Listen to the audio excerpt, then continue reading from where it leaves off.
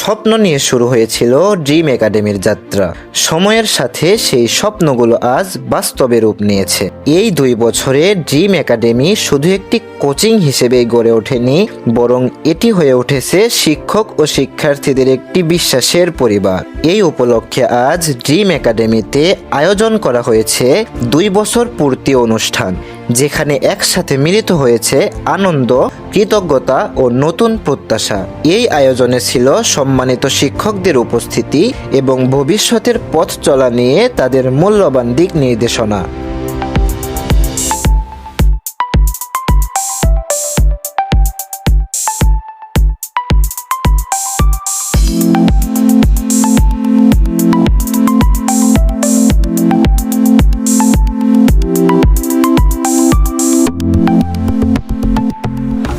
তোমরা পড়াশোনার মান নিজ দায়িত্বে আমরা যা পড়াবো সেই পড়াটা বাড়ি থেকে যদি কমপ্লিট করে নিয়ে আসতে পারো, কিছু হোমওয়ার্ক দেওয়া হলো সেটা যদি কমপ্লিট করতে পারো, তাহলে দেখা যাচ্ছে তোমাদের বাড়িতে জানানোর কোনো প্রয়োজনই পড়বে না।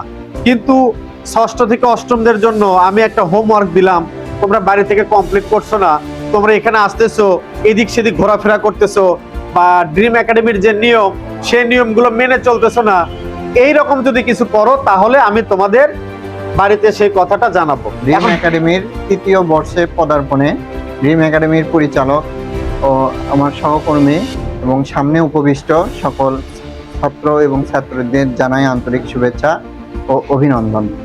তো তোমাদের যেটা মূল বিষয়, আমি যেহেতু তোমাদের গণিত ক্লাস নিই, সেজন্য তোমাদের কথা হচ্ছে যে আমি তোমাদের যেটা রুটিন অনুযায়ী পড়াই সেটা তোমাদের পড়তে হবে এখানে। আচ্ছা, যাই হোক, আমার মেইন কথা সেটা না। আমার মেইন কথাটা হচ্ছে তোমরা সকালে যখন ক্লাসে আসবা, এর আগে আমি বলছি, সেটা হলো সবাই খাওয়া দাওয়া করে মানসিক এবং শারীরিকভাবে ফিট হয়ে আসতে হবে। এটা হচ্ছে আমার মেইন কথা আর কি।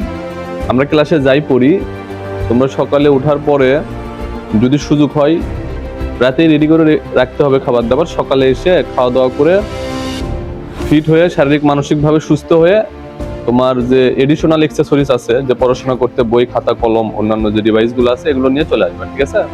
এই পথ চলায় পাশে থাকার জন্য সকল শিক্ষক, শিক্ষার্থী ও অভিভাবকদের প্রতি ড্রিম একাডেমি পরিবারের পক্ষ থেকে জানাই আন্তরিক কৃতজ্ঞতা।